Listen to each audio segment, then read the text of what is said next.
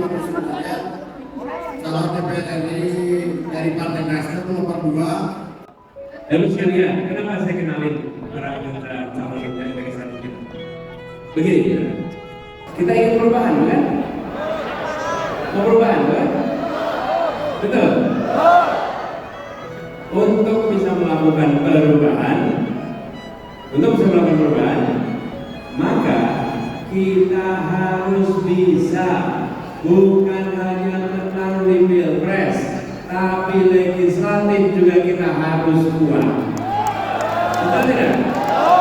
Kalau legislatif kita tidak kuat, nanti diblok terus rencana perubahannya. Betul tidak? Saya cerita sedikit nih waktu di Jakarta. Waktu itu kita di Jakarta, pemerintahnya punya saham di perusahaan BIN. Saya ketika mulai tugas, saya bilang, buat apa pemerintah punya saham di perusahaan BIN? Karena perusahaan BIN itu tidak punya unsur pembangunan. Pemerintah ini punya perusahaan yang punya tugas melakukan pembangunan. Perusahaan untuk bangun jalan, perusahaan bangun jembatan, bangun waduk, bangun rumah, bangun gedung, bangun airport. Itu punya perusahaan milik negara.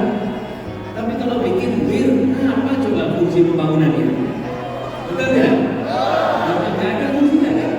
Jadi saya bilang, sementara uangnya di situ nilainya lebih dari 1 triliun rupiah. Jadi saya bilang, kita mau jual saja saham itu biar uangnya bisa dipakai untuk bikin air bersih, bukan air minum nih, bukan air BIN, air bersih, buat bikin sekolah, bikin rumah sakit. Apa yang terjadi? Karena kita tidak punya kekuatan di DPR yang kuat, maka oleh PDIP itu diblok terus. Ya,